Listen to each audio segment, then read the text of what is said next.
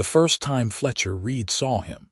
She was standing in the morning dust outside the mercantile with blood dripping from her split lip and fire in her eyes that said she would rather die than cry.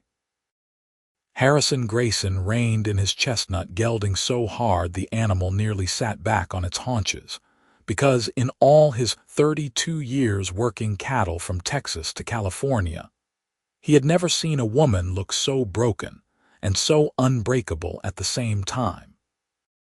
It was early June in 1878, and Weaverville, California, was the kind of town where gold fever had long since cooled into hard living, where miners turned to logging and ranching when the streams ran dry of color, and where a woman alone was about as common as snow in summer. Fletcher stood there with her carpetbag at her feet and one hand pressed to her ribs like she was holding herself together by sheer will. Her dark blonde hair had come loose from its pins, and her traveling dress was torn at the shoulder. Harrison dismounted without thinking, his boots hitting the packed earth with a purpose that made the three men loitering near the saloon across the street suddenly find somewhere else to be. He was tall enough that most men had to look up to meet his eyes, broad enough across the shoulders that his shadow seemed to swallow the space around him, and his hands were scarred and calloused from a lifetime of rope and leather and breaking wild horses that wanted nothing more than to throw him into next week. But when he reached Fletcher, those same hands hovered in the air between them like he was afraid she might shatter if he touched her wrong. "Madam," he said, and his voice came out rougher than he meant it to, ground down by years of shouting over cattle and wind. "You hurt."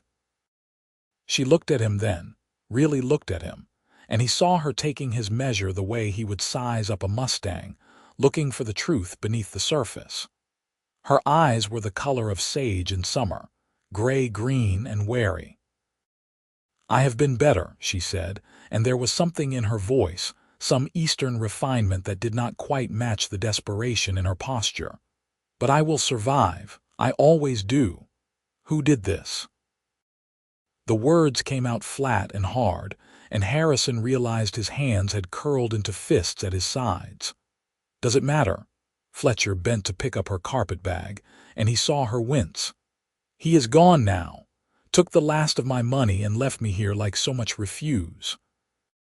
Harrison reached for the bag before she could lift it, and this time he did touch her, just his fingers against the back of her hand for the briefest moment.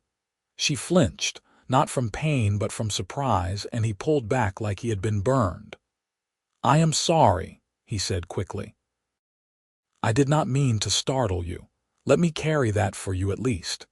She studied him again, and he watched her make some calculation he could not follow. Finally, she nodded once, sharp and decisive. "Thank you, though I confess I have nowhere for you to carry it to. I had expected to meet my intended here, but it seems I was somewhat more gullible than I thought."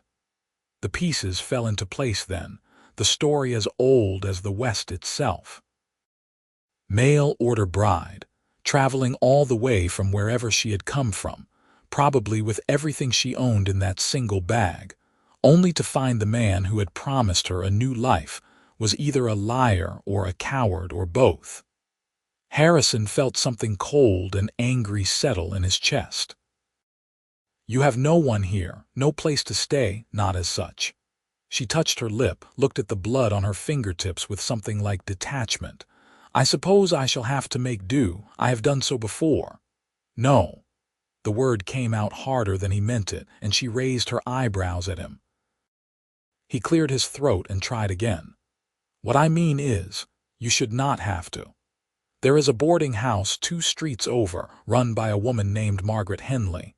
She is decent and honest and will not charge you more than is fair.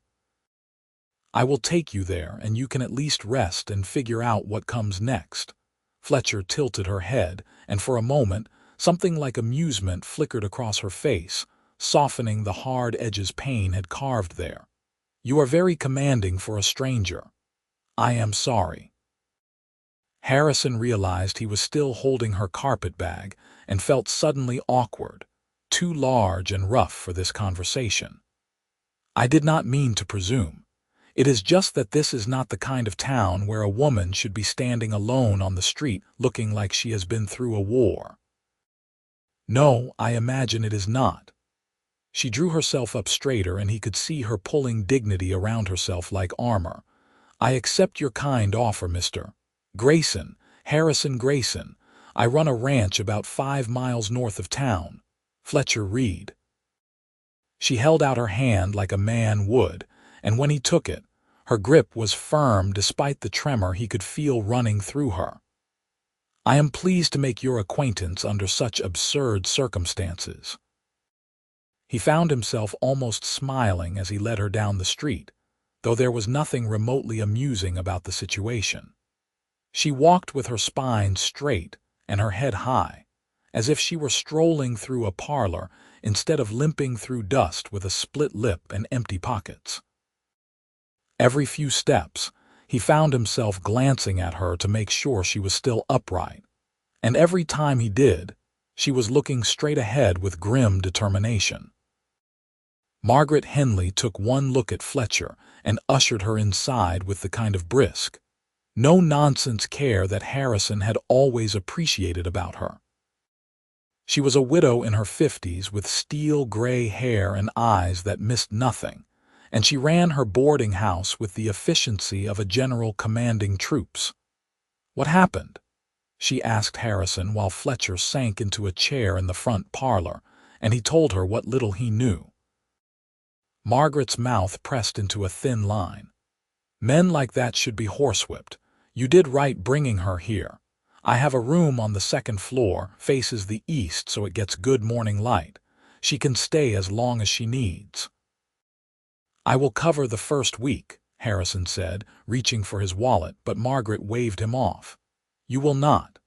If I cannot afford to give a woman in need a place to rest her head for a few days, I have no business running this establishment."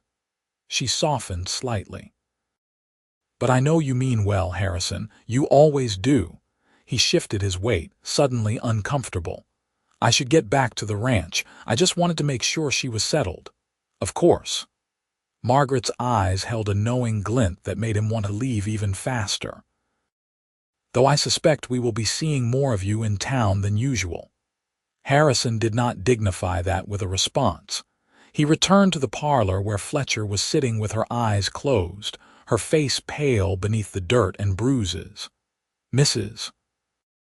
Henley will take good care of you," he said quietly, and her eyes opened.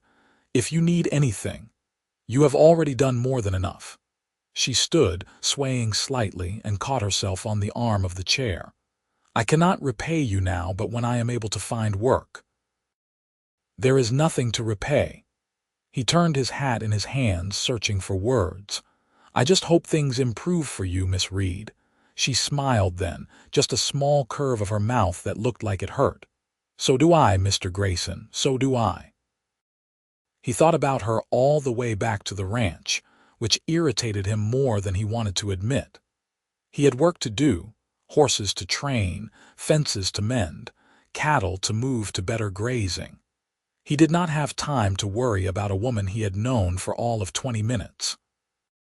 But his hands remembered the delicate bones of hers when they shook, and his eyes kept seeing the way she held herself together with nothing but will and pride.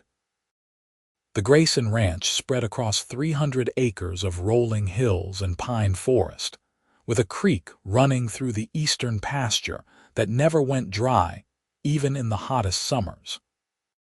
Harrison had built it from nothing over the past 8 years, buying the land cheap when the previous owner went bust and working from dawn until long past dark to make it profitable. He ran cattle and broke horses, the latter being his real gift and passion. There was something about taking an animal that was all wild fear and fury and teaching it to trust, showing it that the world did not have to be a fight for survival every single moment. His foreman, a grizzled Mexican vaquero named Carlos who had forgotten more about horses than most men would ever know, took one look at his face when he rode in and grunted. "What happened?" "Nothing." Harrison swung down from the saddle and led his gelding toward the barn. "Nothing that put that look on your face." Carlos followed him, his limp from an old injury more pronounced in the morning cold. "You look like you saw a ghost." "I met a woman." The words came out before Harrison could stop them, and he immediately regretted it when Carlos's weathered face split into a grin. "About time. You have been living like a monk out here." "It is not like that." Harrison stripped the saddle from his horse and reached for the brush, working it over the animal's coat with firm, practiced strokes. "She was in trouble. I helped her. That is all, sure."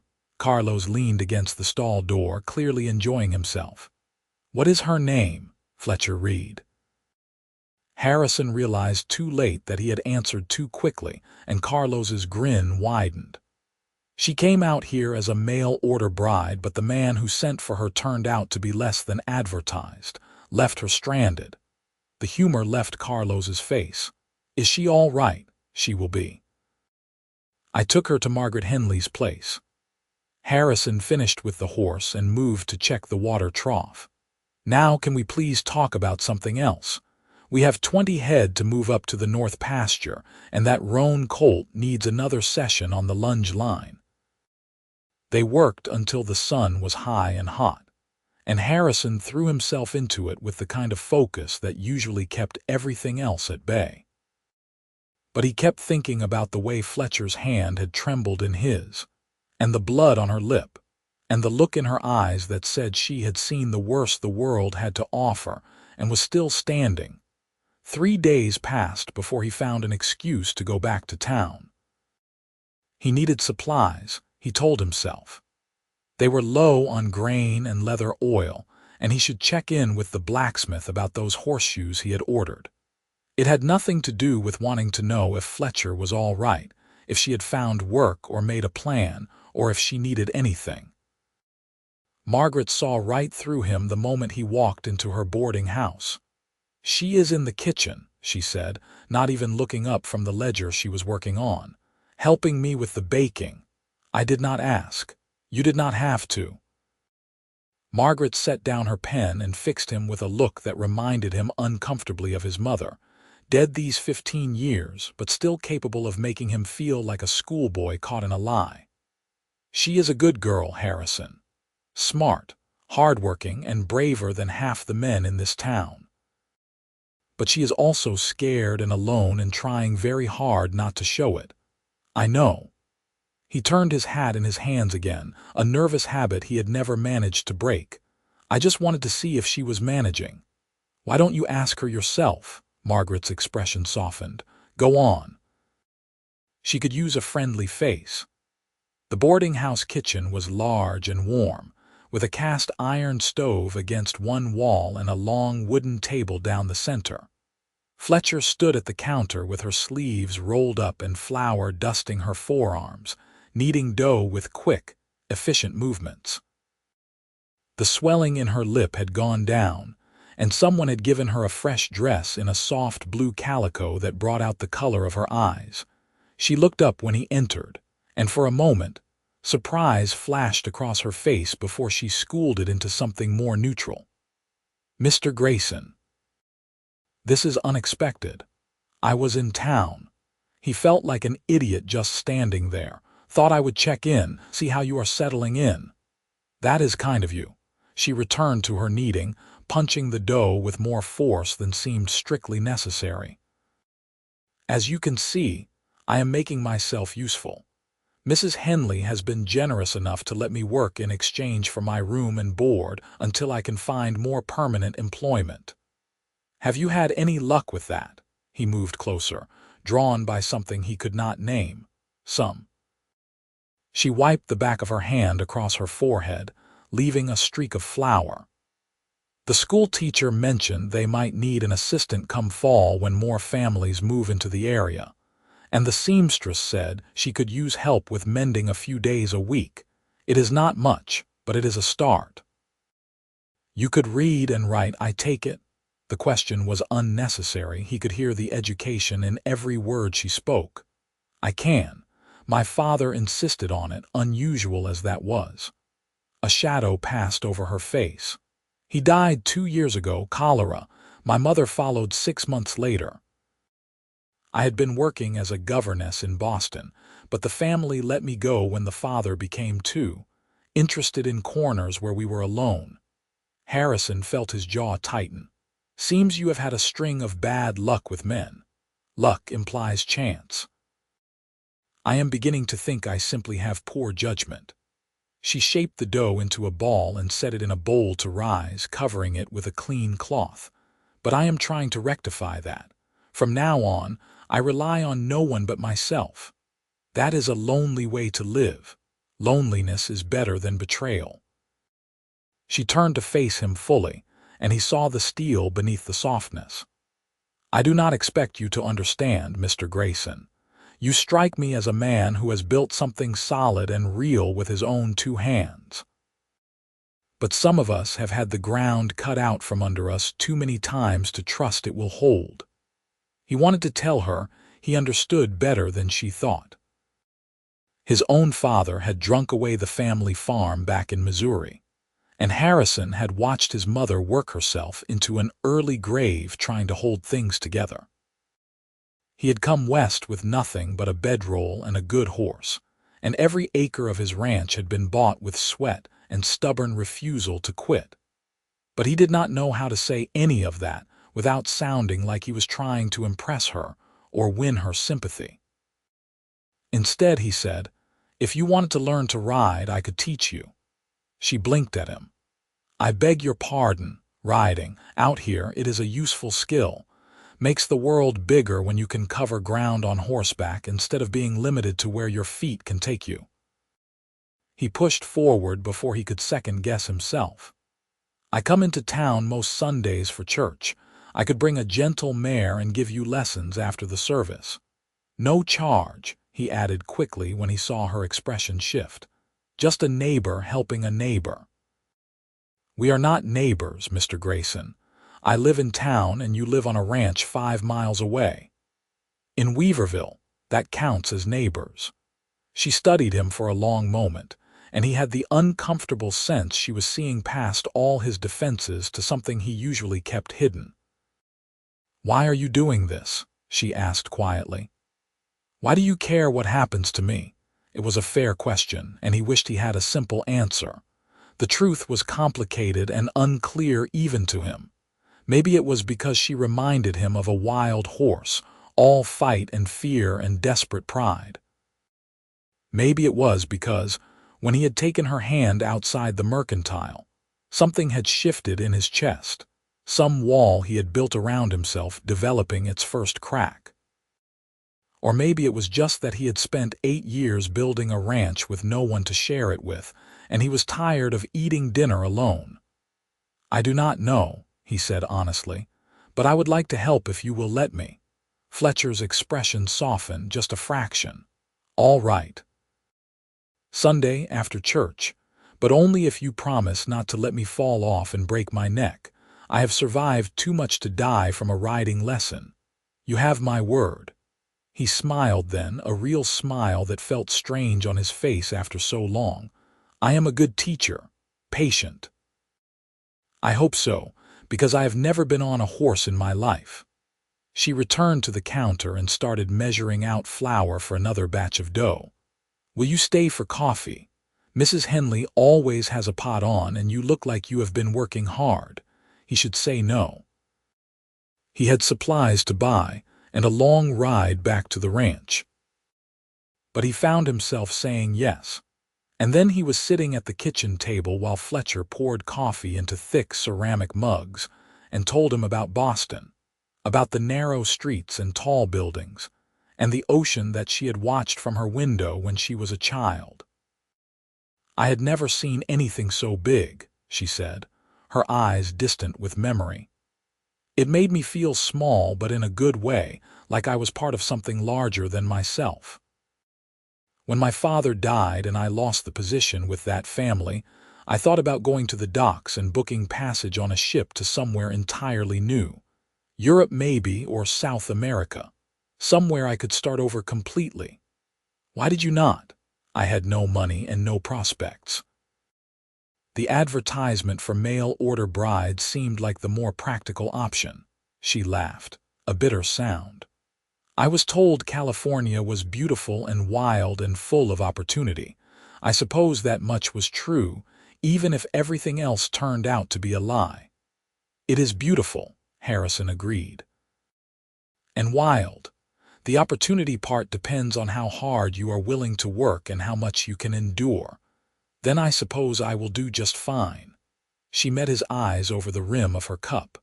I am very good at enduring, he believed her. There was something unbreakable in her, a core of strength that no amount of hardship could erode. It called to something in him, some recognition of a kindred spirit. They were both survivors, both fighters who had learned that the only person you could truly depend on was yourself. But maybe, a small voice in the back of his mind suggested, maybe that did not have to be true forever. Sunday came bright and clear, and Harrison rode into town earlier than necessary with a sweet-tempered bay mare named Dulcie trailing behind on a lead rope. He had chosen her carefully from his string of horses, looking for the one with the gentlest mouth and the most forgiving nature. Dulcie was 12 years old, steady as stone, and had carried everyone from children to elderly ranch hands without a single misstep. The church in Weaverville was a simple white building with a steeple that pointed toward heaven like an accusatory finger.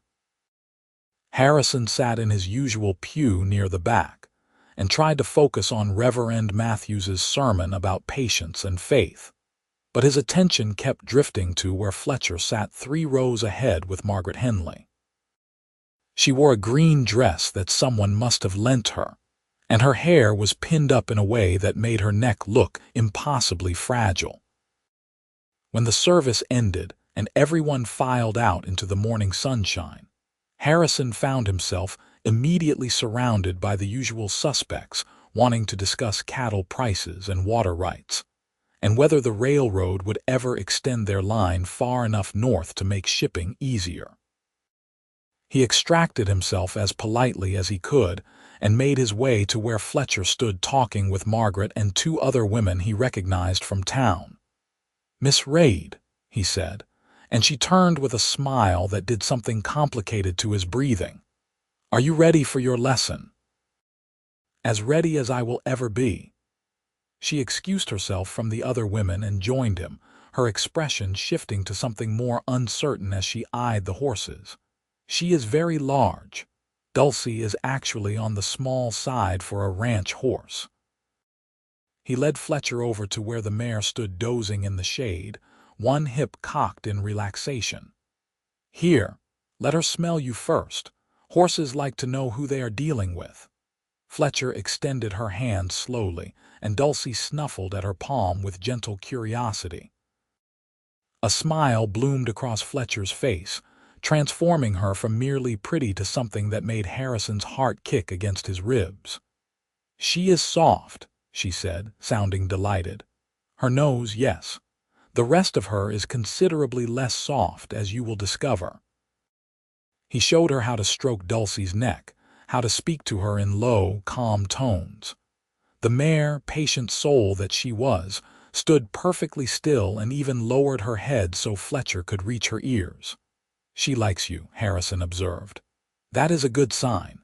Now let me show you how to mount." He talked her through it step by step, explaining how to gather the reins, where to put her foot in the stirrup, how to swing her leg over without spooking the horse or losing her balance.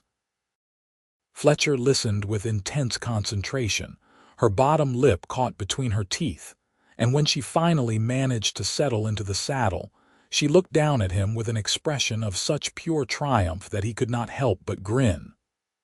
"I am riding," she said, slightly breathless. "I am actually sitting on a horse. Not quite riding yet. We need to get her moving for that." He kept one hand on Dulcie's bridle and started walking, leading the mare in a slow circle around the churchyard. Fletcher gripped the saddle horn with white-knuckled intensity, her posture rigid. Relax, he told her. You are safe. Dulcie would have to be struck by lightning to do anything unpredictable, and even then I would bet on her staying calm. Easy for you to say.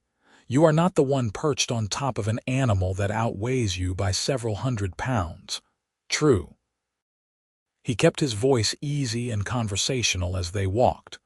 But I have been thrown, stepped on, kicked, bitten, and dragged through more corrals than I can count. Still here. She did relax marginally, her death grip on the saddle horn loosening to something more reasonable. They walked circles around the churchyard for nearly an hour, and gradually, Harrison watched Fletcher's fear give way to something like enjoyment. Her back straightened, her shoulders dropped, and she started to move with Dulcie's rhythm instead of fighting against it. There, he said with satisfaction. Now you are riding. By the time he helped her dismount, her legs were shaky and she was grinning like a child with a new toy.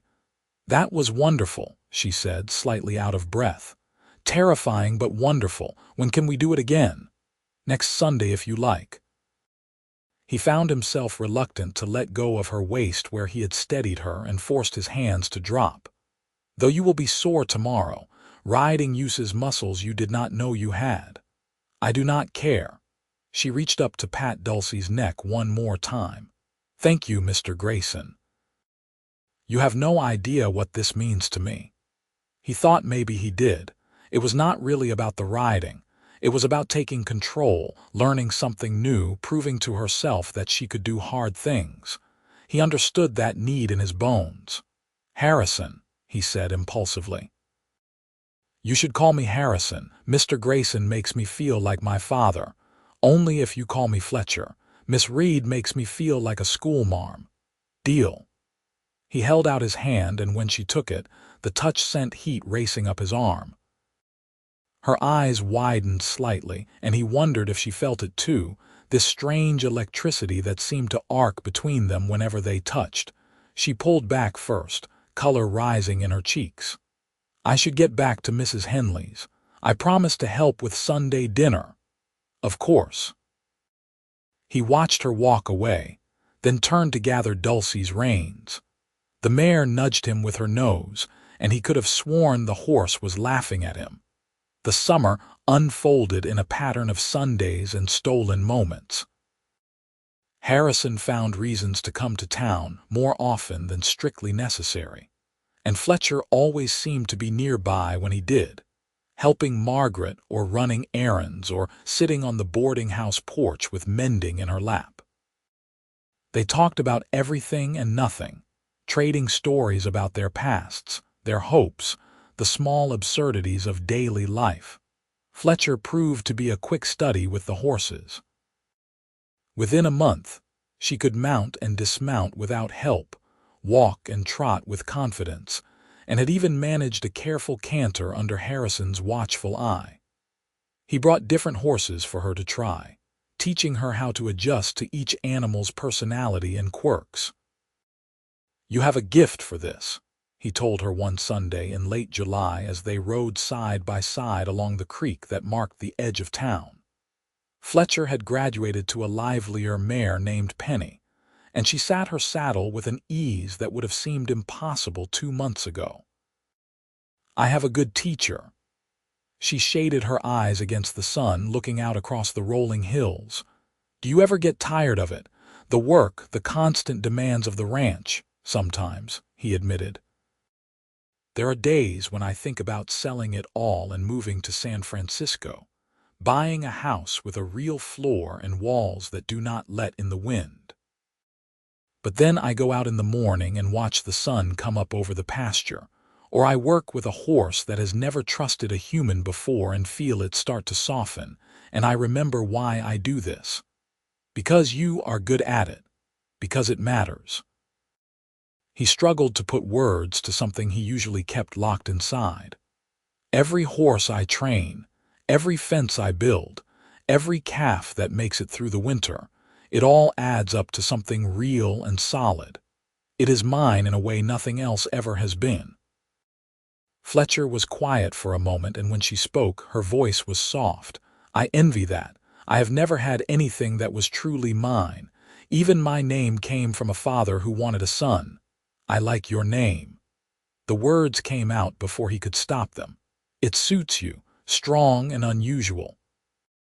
She smiled at that, and they rode in comfortable silence until the sun started to sink toward the horizon, and Harrison knew he needed to get her back before Margaret worried. It was not until they were walking the horses back toward town, side by side and close enough that his leg nearly brushed hers, that Fletcher said, "Harrison, can I ask you something?" "Of course. Why have you never married?" She looked straight ahead as she spoke, as if the question was casual, but he could hear the tension in her voice. He considered lying or deflecting, but he had never been good at either. "I suppose I never found anyone who wanted the life I have to offer. This is not an easy existence. The work is hard and the winters are harsh and there are weeks when I barely see another soul. Most women want more than that." "More what?" "Stability. Community. A house in town where they can have neighbors and social calls and children who go to proper schools." He shrugged. "I understand it. I am not bitter about it. I made my choice when I bought this land. What if there was someone who wanted what you wanted?" Fletcher's voice was carefully neutral. "What if there was a woman who thought a ranch in the hills was exactly the kind of place where she could build a life?" His heart was suddenly beating too fast. "I suppose I would ask her to dinner and see if she liked the view from my porch. I suppose I would accept and see if the dinner was any good." They looked at each other then, really looked, and Harrison saw his own hope and fear reflected in her eyes. This thing between them had been building for months, growing from gratitude and friendship into something larger and more terrifying. He had been trying not to name it, afraid that putting words to it would somehow break the spell, but now it hung between them like a held breath.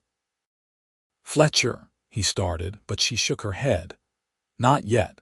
Ask me properly and give me time to prepare so I can wear something other than a borrowed dress and have my hair properly done."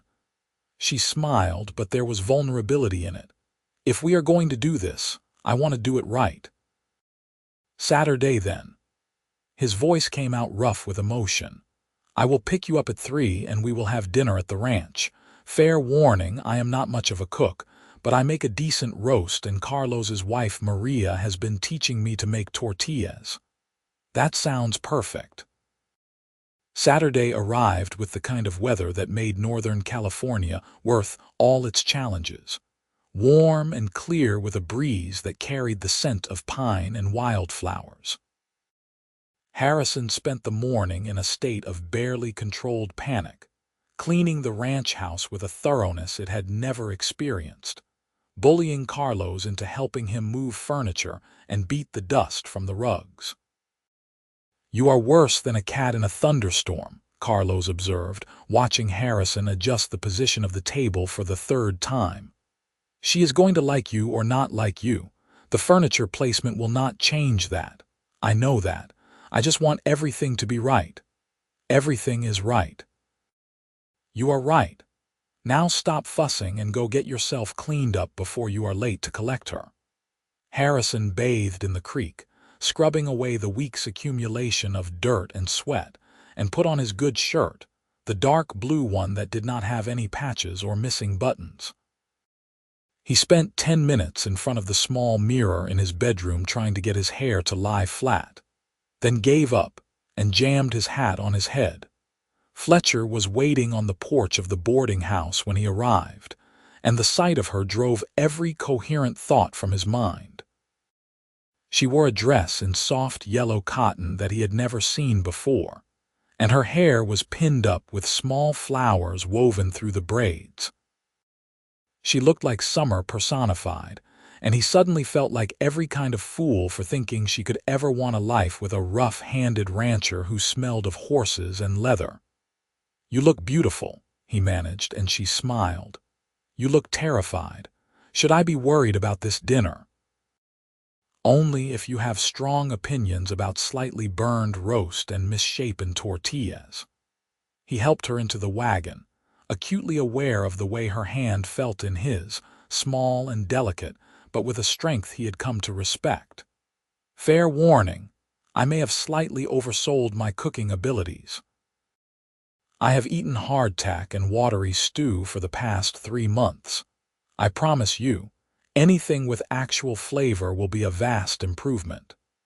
The ride to the ranch took 40 minutes, and they filled it with the easy conversation that had become natural between them. Fletcher asked about the cattle and the horses, and Harrison found himself telling her about his plans to expand, maybe buy the adjoining property if the price ever came down to something reasonable. You could run sheep on those hills, Fletcher suggested. I read that there is good money in wool if you can get it to market. You have been researching ranching. She looked at him with a directness that made his breath catch. I have been researching my options. A woman in my position needs to understand the opportunities available if she intends to make a life here. And is that what you intend, to make a life here?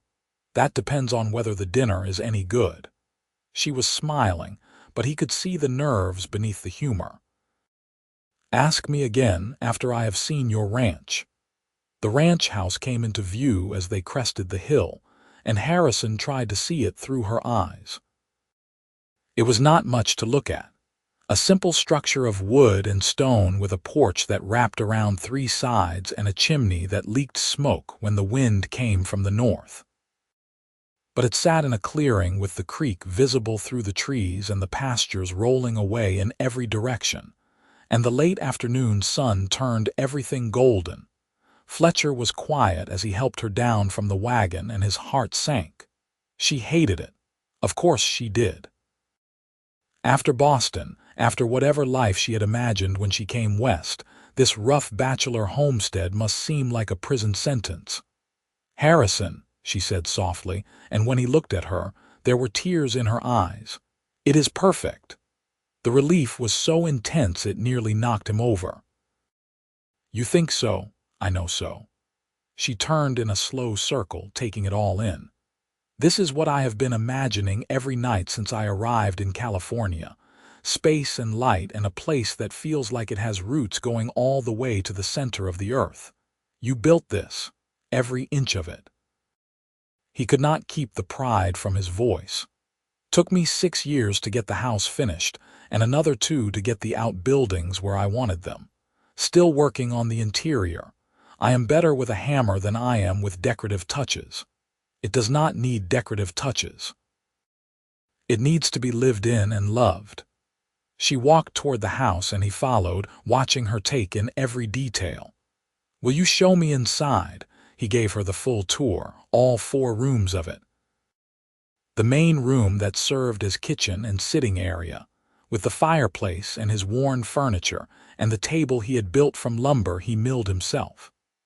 The small bedroom where he slept, sparse and functional with a bed and a chest of drawers and nothing that spoke of comfort or softness.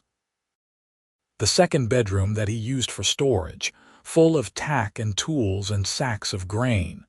And the loft above it all, empty except for dust and dreams. "What would you do with the loft?" Fletcher asked, looking up at the rough beams. "I always thought it would make good space for children someday.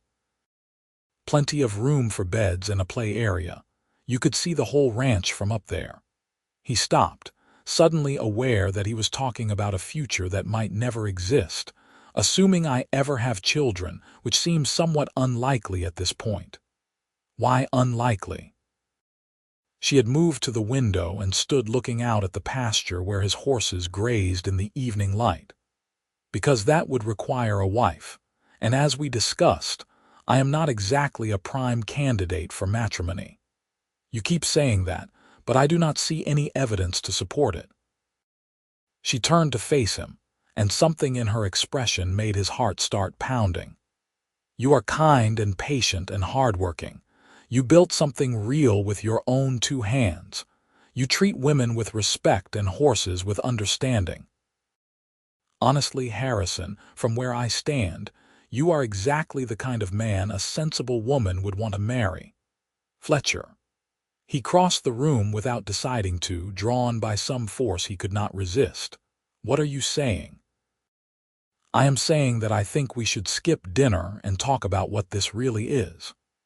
She did not back away as he approached, just watched him with those steady gray-green eyes.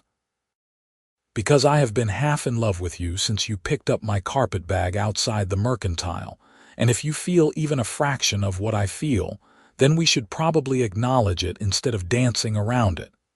I feel it." The words came out hoarse. "God help me, Fletcher. I have tried not to, but I feel it every time I see you. You are the first thing I think about when I wake up and the last thing before I sleep. I find excuses to come to town just so I can hear your voice. I lie awake at night imagining what it would be like to have you here in this house, building a life together. Then why have you not said anything? Because I am terrified." It was the most honest he had been with anyone in years, maybe ever. "Because you deserve so much more than this, more than a rough rancher who can barely string two words together, and I am afraid that if I ask you to stay, you will realize you have made a terrible mistake." She reached up and touched his face, her palm cool against his cheek. He froze, every muscle in his body going rigid. "Do you know what I see when I look at you?" she asked softly. "I see a man who stopped to help a stranger in trouble, a man who has spent every Sunday for 3 months teaching me to ride just so I could feel like I had some control over my life. A man who looks at me like I am something precious instead of something broken." Her thumb brushed across his cheekbone, and he felt himself trembling. "You have hands that could break a Bronco without even trying, Harrison, but you touch me like I am made of glass. Do you have any idea how rare that is?" He could not speak, could not think. All he could do was stand there with her hand on his face and feel something inside him that had been locked tight for years finally start to open. "I have been alone for so long," she continued, and now he could hear the tears in her voice.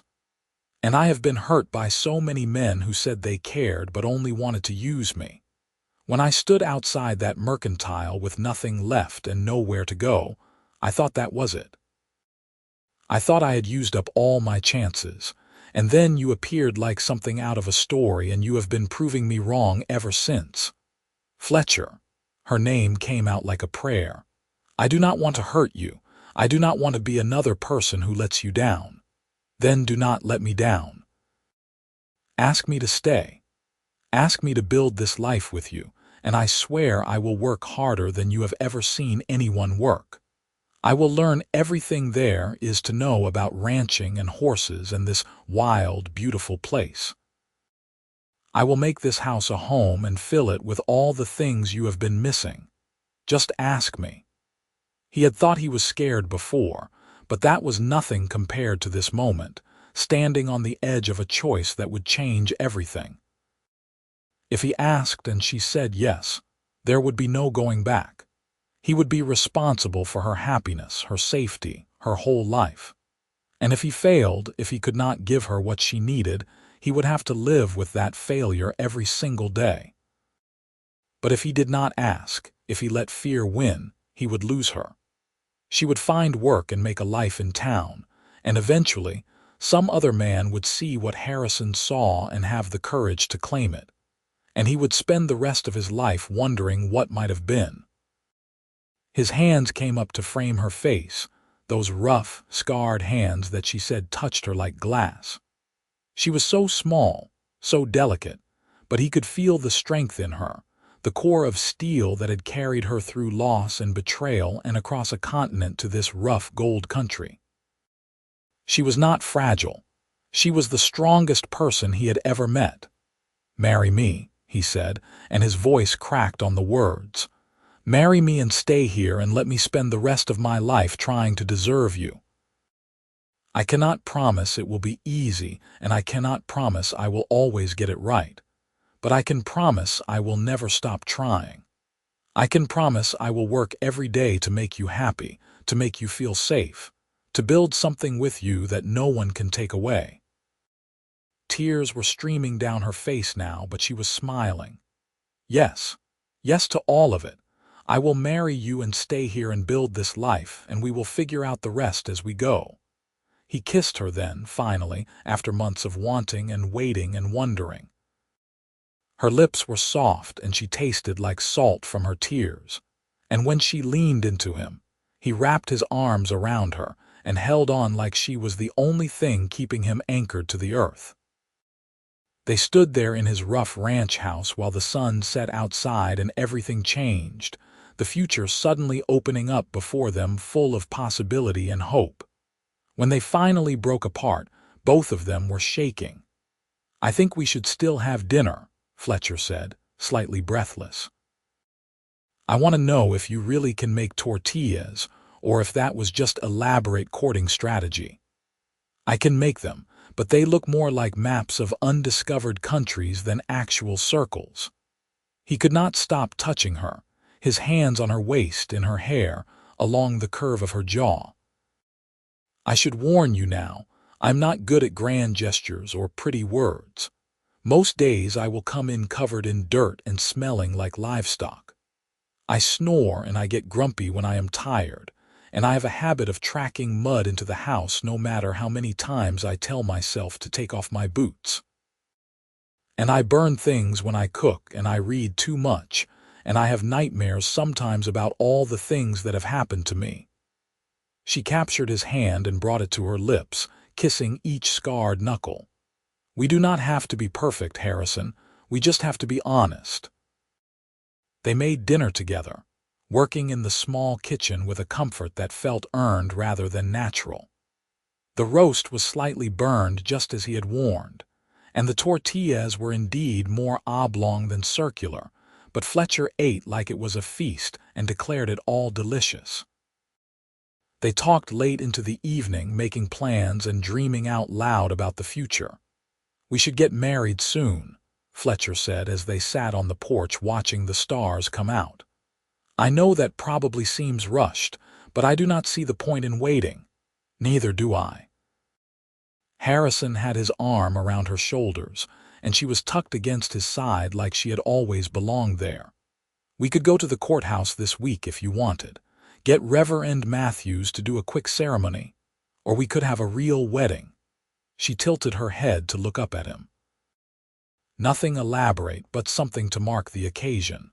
Margaret would help, and I think the town would appreciate the celebration. There has not been much good news to celebrate lately. Whatever you want." He would have given her the moon if she asked for it.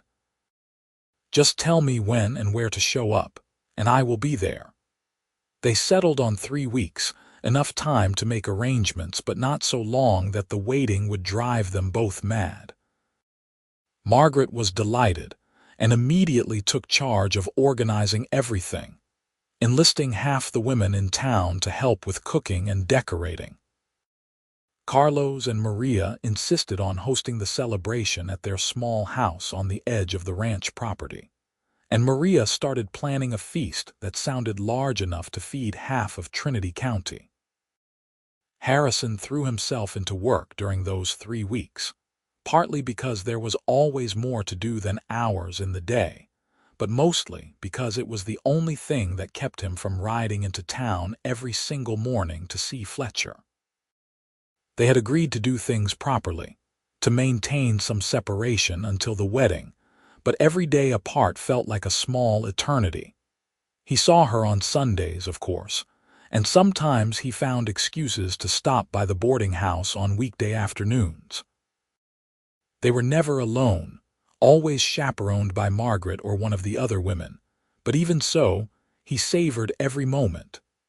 The way she smiled when she saw him, the sound of her laugh, the casual way she had started touching his arm or his hand when they talked, like she could not quite help herself. "You are like a lovesick calf," Carlos told him one afternoon when they were mending fence in the north pasture. "It is embarrassing to watch. I do not care." Harrison drove a post into the ground with more force than necessary. "In 2 weeks, she will be my wife. I can be as lovesick as I want."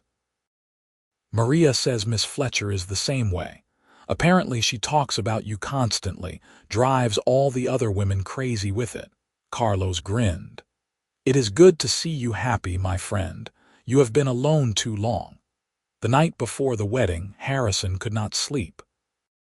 He lay in his bed listening to the familiar sounds of the ranch and trying to imagine what it would be like to share this space with another person, to have Fletcher here always, her presence woven into the fabric of his daily life.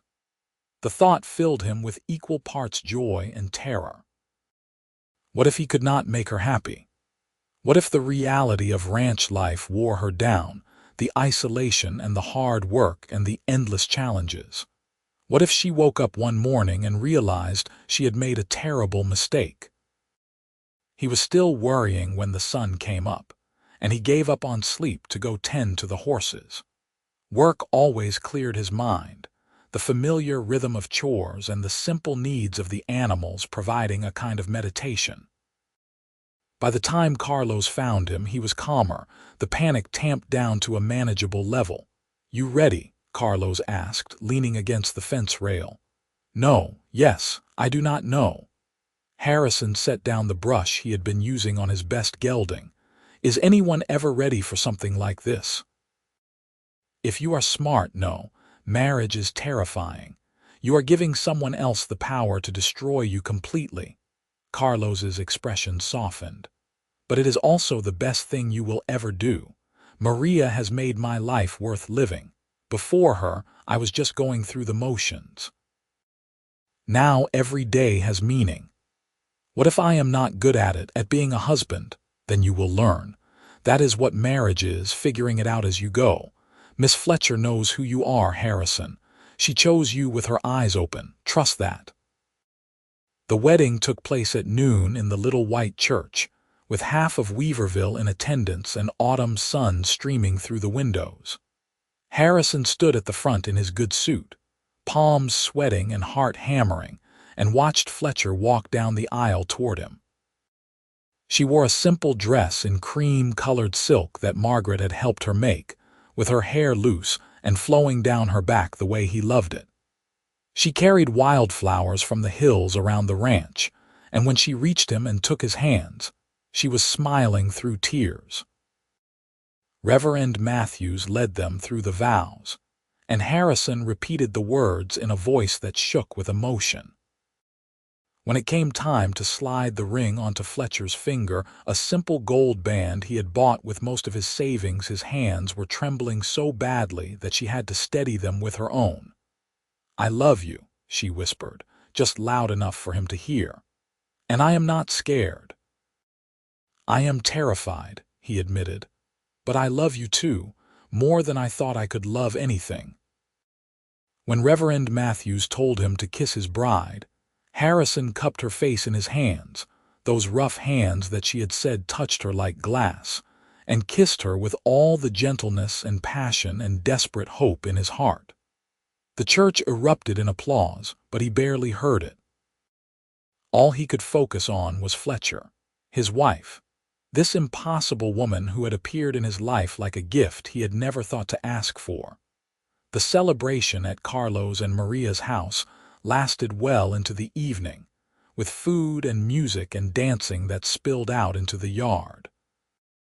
Harrison was not much of a dancer, but he held Fletcher and swayed to the music, and when she looked up at him with joy radiating from every part of her, he felt like maybe he could do this. Maybe he could be the husband she deserved. They left as the sun was setting, riding back to the ranch in the wagon with tin cans tied to the back and good wishes ringing in their ears. Fletcher leaned against his shoulder, and he could feel her exhaustion, the long day finally catching up with her. "Happy?" he asked, and she nodded. "Happier than I thought I could be. I keep waiting for someone to tell me it is all a mistake, that I do not actually get to have this." "You get to have it. We both do." He kissed the top of her head. "We earned it." The ranch house was dark when they arrived, but Harrison had left lamps burning in the windows and it glowed like a beacon in the twilight. He helped Fletcher down from the wagon, and before she could take a step toward the house, he swept her up into his arms. What are you doing?" She laughed, wrapping her arms around his neck. "Carrying you over the threshold. It is tradition. You are going to hurt your back. You weigh about as much as a newborn calf. I think I can manage." He carried her into the house and set her down gently in the main room. Someone, probably Maria, had been here while they were at the celebration, because there were flowers on the table and the fire was laid ready to light. It looked more like a home than it ever had, and Harrison realized that was because Fletcher was in it. She turned to him, suddenly nervous. "I should warn you, I do not know much about the practical aspects of being married." "Neither do I. We will figure it out together." He stepped closer, gathering his courage. "Fletcher, I know today has been long and you must be tired. There is no rush for anything. We have all the time in the world. I am not that tired." She reached up to touch his face, her fingertips tracing the line of his jaw. "And I have been waiting months to really be alone with you." He kissed her then, slow and deep, and felt the last of his fear dissolve. This was right. They were right. Whatever challenges came, whatever hardships they faced, they would face them together. The first months of marriage were an adjustment, just as Harrison had known they would be. Fletcher had to learn the rhythms of ranch life, the early mornings and the physical demands, the way weather and seasons dictated everything. Harrison had to learn to share his space, to think of we instead of I, to make room for another person's needs and preferences. There were moments of friction. Fletcher wanted curtains in the windows, and Harrison thought they were unnecessary. Harrison tracked mud into the house with depressing regularity despite his promises. Fletcher discovered she was terrified of the cattle, who she insisted looked at her with murderous intent. Harrison learned that Fletcher could not cook breakfast to save her life, but made bread that was better than anything he had ever tasted. But there were also moments of unexpected joy.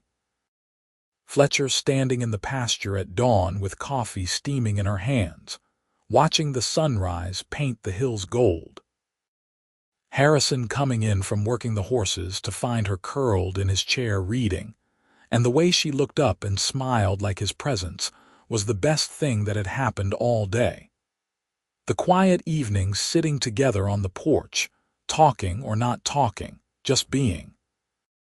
She proved to have a gift for the business side of ranching that Harrison had always struggled with. Within 3 months, she had reorganized his record keeping, negotiated better prices with the buyers in town, and found a new market for their surplus hay. She learned to ride well enough to help move cattle, though she never lost her wariness of the large, unpredictable animals. "They are too big and too stupid," she told Harrison one evening after a particularly trying day. "It is a terrible combination. They are food and income. You do not have to like them. I do not have to like them, but I would prefer if they did not try to step on me every chance they get." She was covered in dust and clearly exhausted, but there was satisfaction in her eyes. "Though I will admit, there is something rewarding about getting them where they need to go." Winter came early that year, with snow in October and temperatures that dropped below freezing most nights. Harrison worried about how Fletcher would handle it, the isolation and the darkness, but she seemed to thrive. She spent her days helping Maria with preserving and sewing, or reading by the fire, or working on her plans for expanding the ranch that she discussed with Harrison every evening.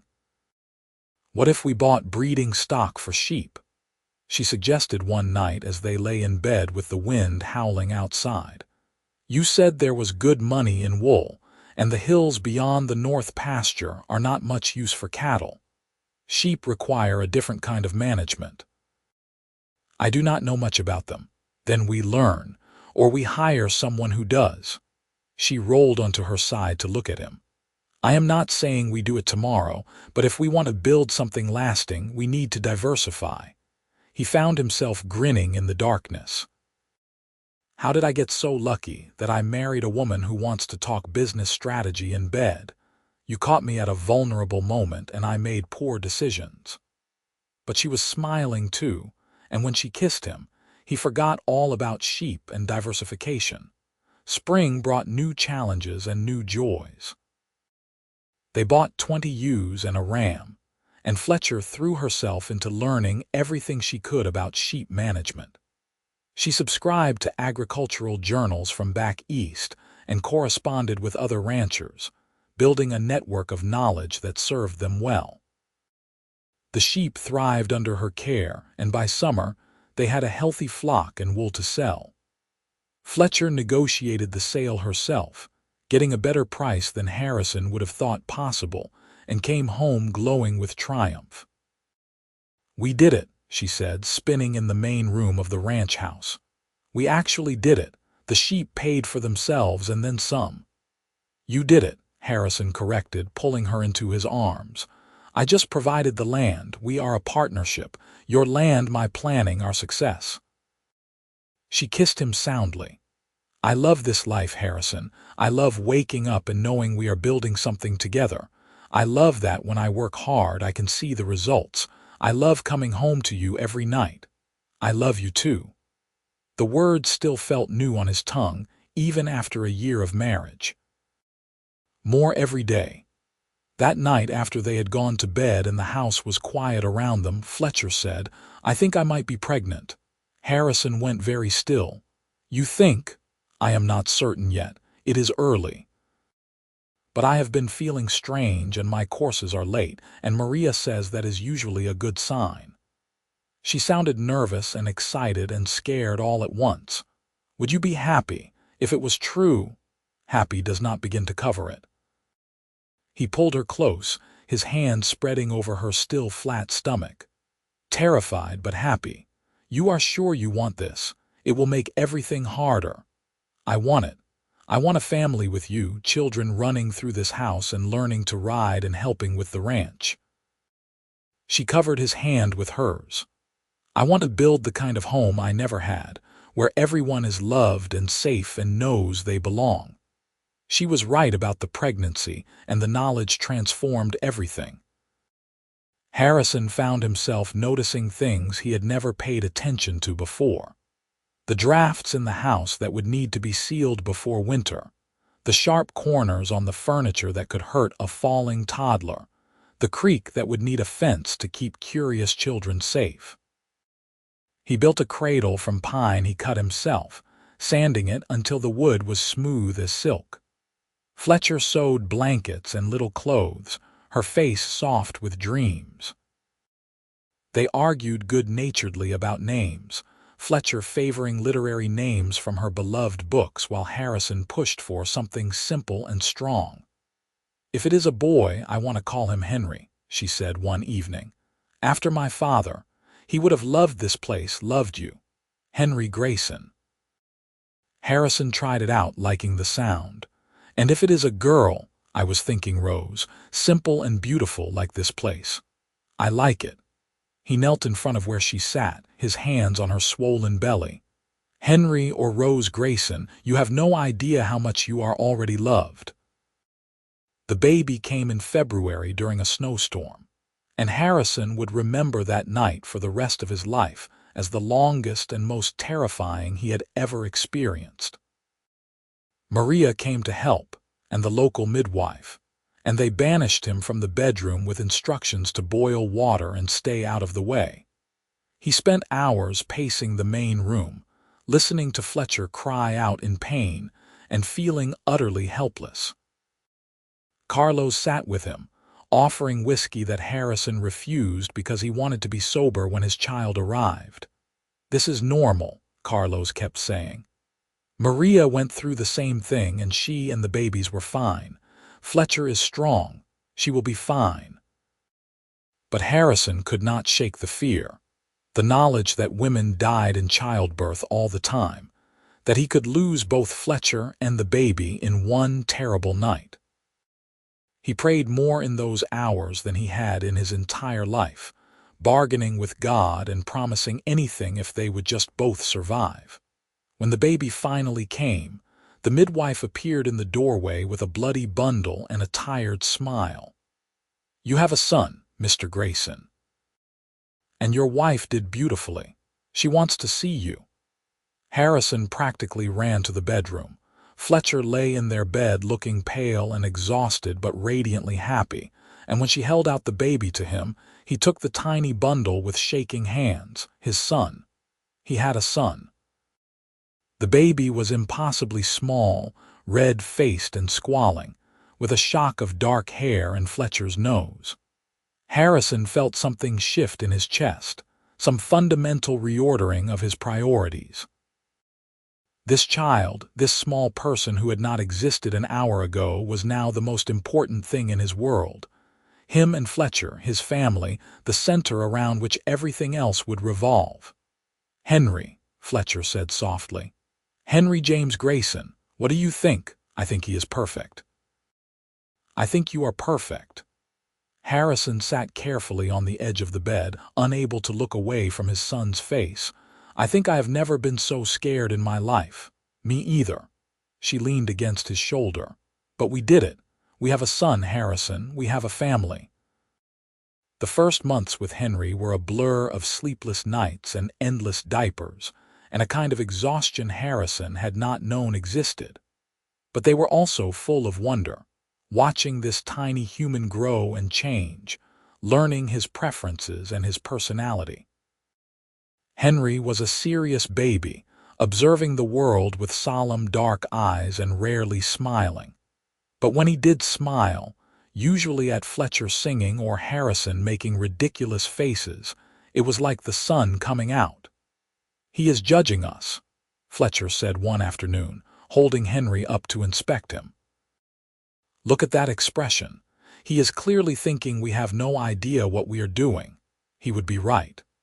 Harrison reached out to let Henry grip his finger, marveling at the strength in that tiny hand. "But we are doing our best. That is all anyone can do." As Henry grew from infant to toddler, the ranch continued to thrive. They expanded the sheep flock, added more cattle, and began breeding horses specifically for sale rather than just breaking wild mustangs. Fletcher's business acumen and Harrison's skill with animals proved to be a formidable combination, and their reputation spread throughout Trinity County. They hired help, a young man named Samuel who wanted to learn ranching, and a widow named Ruth who helped with the house and watched Henry when Fletcher and Harrison both needed to work. The ranch was becoming more than just a homestead. It was a small community, with people depending on them for employment and neighbors looking to them for advice. Henry took his first steps in the main room of the ranch house on a spring morning when he was 14 months old. Harrison had been mending tack at the table, and Fletcher was kneading bread at the counter, and Henry pulled himself up on the edge of Harrison's chair and took 3 wobbly steps before sitting down hard on his bottom. "Did you see that?" Fletcher abandoned her bread dough to scoop Henry up. "He walked, Harrison, he walked. I saw." Harrison was grinning so hard his face hurt. "That is my boy, already racing toward trouble." As it turned out, that was an accurate prediction. Henry was fearless and curious and into everything, requiring constant vigilance to keep him from harming himself. He wanted to touch the horses, climb into the sheep pen, wade in the creek. By the time he was 2, he could ride in front of Harrison on the saddle and had opinions about everything from what to eat for breakfast to which horses should go in which pastures. "He is exhausting," Fletcher said one evening after they had finally gotten Henry to sleep. "How do parents of multiple children survive?" Very carefully, Harrison pulled her into his lap. "Are you saying you want to stop at 1?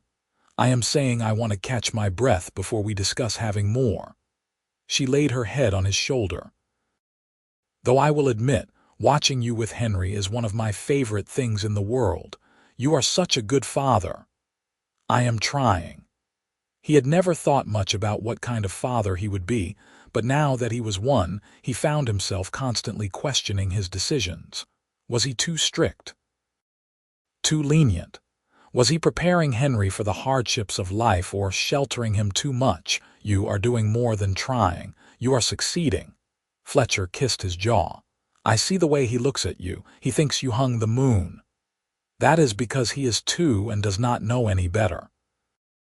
Wait until he is 16 and thinks I am a tyrant for making him finish his chores. Then we will remind him that we are doing our best, and he will survive our parenting just like we survived our parents. She yawned. Can we go to bed? I am so tired I can barely see straight. They fell asleep curled together as they always did, and Harrison lay awake for a while longer, listening to Fletcher breathe and thinking about how far they had come. 5 years ago, he had been alone on this ranch, convinced he would spend his life that way. Now he had a wife he loved more than he had thought possible, a son who filled his days with chaos and joy, and a future that looked brighter than anything he had dared to dream. The years flowed past like water in the creek, each one bringing changes and challenges. Henry grew tall and lean like his father, with his mother's sharp mind and stubborn determination. They added a daughter when Henry was 4, a little girl they named Rose who had Fletcher's blonde hair and Harrison's dark eyes. Rose was everything Henry was not, cheerful, social, and utterly fearless. She learned to ride before she could write her name properly and followed her father around the ranch like a determined shadow. I am going to be a rancher like Papa, she announced at age 5. And I am going to have 100 horses. 100 seems excessive, Fletcher said, trying not to smile. Perhaps you could start with 1 or 2 and work your way up. Nope, 100. Rose was unshakable in her certainty. And they will all be beautiful and fast and love me best. Harrison built onto the ranch house as the family grew, adding rooms and a proper dining area, and even a small library for Fletcher, who had never lost her love of books. The shelves filled with volumes she ordered from San Francisco, everything from agricultural journals to novels to histories. This is my favorite room, she told him one evening, running her fingers along the spines of her books. You gave me everything I needed before I even knew to ask for it. I just built some shelves. You filled them with worlds. You gave me a home, Harrison. A real home where I feel safe and loved and like I finally belong. She turned to him and he saw tears in her eyes. Do you remember how broken I was when we met? How lost? I remember. He pulled her close. But you were never broken, just bent. You straightened yourself out. With your help. You believed in me when I did not believe in myself. She kissed him softly. I love you. I will never stop loving you. They had 2 more children over the years. A second son they named Thomas, who was quiet and thoughtful and loved animals with a passion that rivaled his father's. And another daughter, Grace, who arrived late and unexpected when Fletcher was nearly 40 and became the baby of the family in all the best and worst ways. The ranch prospered beyond anything Harrison had imagined. They ran 300 head of cattle, 200 sheep, and had a remuda of 40 horses, including several breeding mares that produced foals sought after throughout Northern California. They employed a dozen men full-time and more during busy seasons, and the ranch house had grown into a sprawling structure that could accommodate the entire family plus guests. Henry took over more of the ranch management as he grew into adulthood, proving to have inherited both his mother's business sense and his father's way with horses. Rose married a neighboring rancher's son, a good man named Peter who treated her like she was precious, and moved to a property 20 miles south. Thomas decided he wanted to be a veterinarian and went to school in San Francisco, though he came home every summer to help with the horses. Grace was still young, only 12, with the whole world open before her. Harrison was 60 now, with more gray than dark in his hair and lines carved deep around his eyes from decades of sun and wind. His hands were more gnarled and scarred than ever, the arthritis starting to make mornings difficult. But he could still ride, still work with the horses, still do everything that mattered. Fletcher at 55 was still beautiful, though now it was a beauty built on confidence and experience rather than youth. Her hair had gone silver blonde, and she wore it shorter than she used to, practical for the life she led. She ran the business side of the ranch with efficiency that left everyone slightly in awe, and served on the town council in Weaverville, advocating for better schools and roads. One evening in late summer, after the day's work was done and Grace had gone to bed and the ranch was quiet around them, Harrison and Fletcher sat on the porch as they had done thousands of times before. The sun was setting behind the hills, painting everything in shades of gold and amber, and the air smelled of pine and dust and home. "You ever think about that first day?" Fletcher asked, leaning against his shoulder. "When I was standing outside the mercantile with nothing and you stopped to help, I think about it all the time." He wrapped his arm around her, holding her close. "Best decision I ever made talking to you that day. Best decision I ever made was accepting your help." She laced her fingers through his. "I had no idea that one moment would lead to all of this. A husband I love, children I adore, a home that feels like it grew up from the ground itself. No regrets, not a single one." She turned to look at him, and her eyes were full of love and laughter and the history they had built together. "You gave me everything, Harrison. Everything I did not even know I wanted.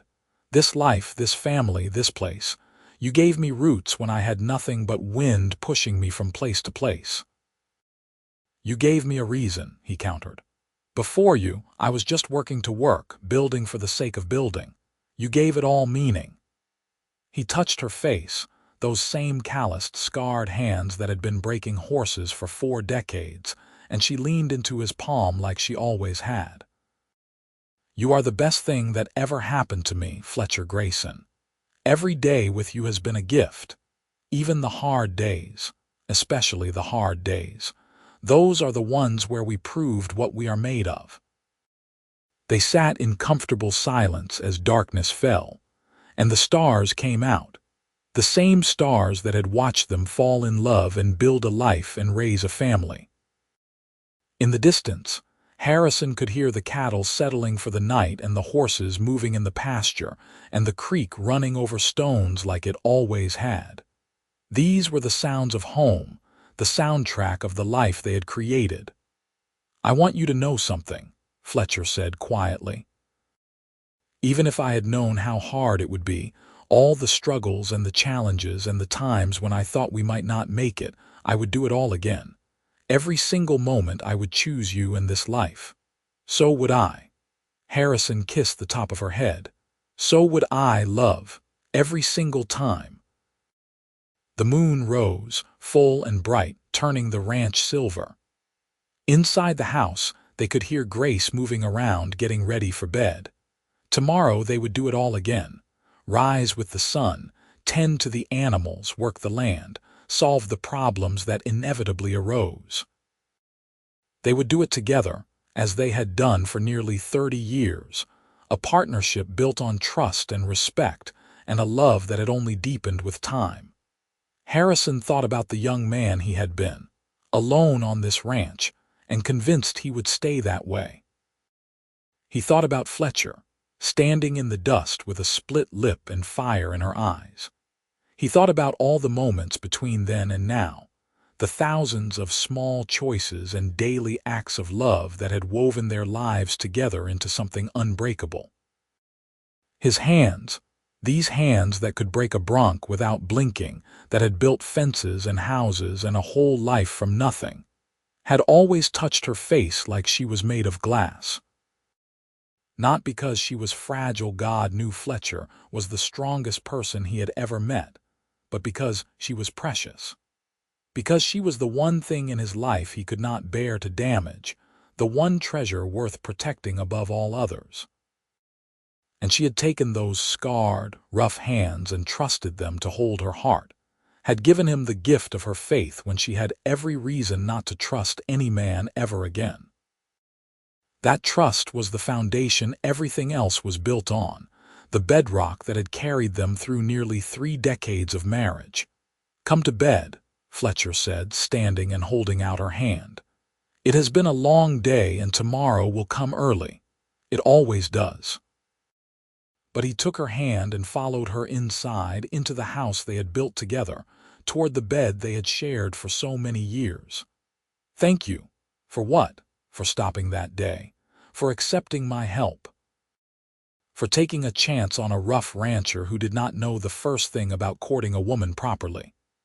He stopped her in the doorway of their bedroom, framing her face with his hands. "For loving me anyway."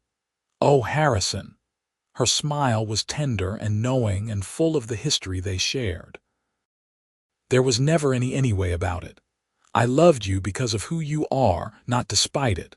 My rough rancher with the gentle hands and the generous heart. My home." He kissed her then, soft and sweet and full of promise, and they went to bed in the house that love built, surrounded by the evidence of a life well lived. Outside, the ranch sprawled across the hills, 300 acres of land they had worked and tended and loved into prosperity. The horses dozed in their pastures, the cattle rested in theirs, and the sheep huddled together against the cooling night. In the loft above, the space Harrison had once imagined filling with children held storage now, the children grown and building lives of their own. But their presence was everywhere in the house, in the marks on the doorframe tracking their height, in the photos Fletcher had carefully preserved, in the memories that soaked into every board and beam. This was what they had built together, Harrison and Fletcher Grayson. Not just a ranch, though it was successful beyond anyone's expectations. Not just a family, though their children and grandchildren would carry their legacy forward.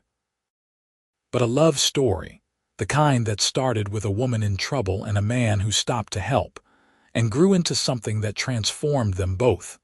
Harrison had thought he knew what his life would be. Hard work, loneliness, and the cold comfort of achievement. Fletcher had thought her life was over, that she had used up all her chances at happiness. They had both been wrong. The best parts of their lives had started the moment they met, and everything good that followed grew from that first choice to be kind, to take a risk, to believe that maybe, just maybe, there was something better waiting. As Harrison drifted off to sleep with Fletcher in his arms, he thought about how easily things could have gone differently. If he had ridden past the mercantile instead of stopping, if Fletcher had refused his help out of pride or fear, if either of them had been too scared to take the leap when love presented itself. But they had not. They had chosen courage over fear, trust over suspicion, hope over despair. And that choice, made and remade every day for 30 years, had given them this. A life filled with meaning, a home filled with love, and a future that would continue long after they were gone. The ranch would endure.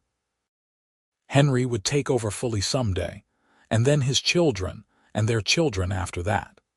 The Grayson name would be woven into this land, this place, this corner of California that had seemed so wild and empty when Harrison first claimed it. But more than the name or the land or even the money, what would endure was the story of how it all began. With a cowboy rancher whose hands could break a bronc, but who touched her face like she was made of glass. And Fletcher, who had been broken down to nothing, who had lost everything and everyone and found herself stranded in a strange place with nowhere to turn.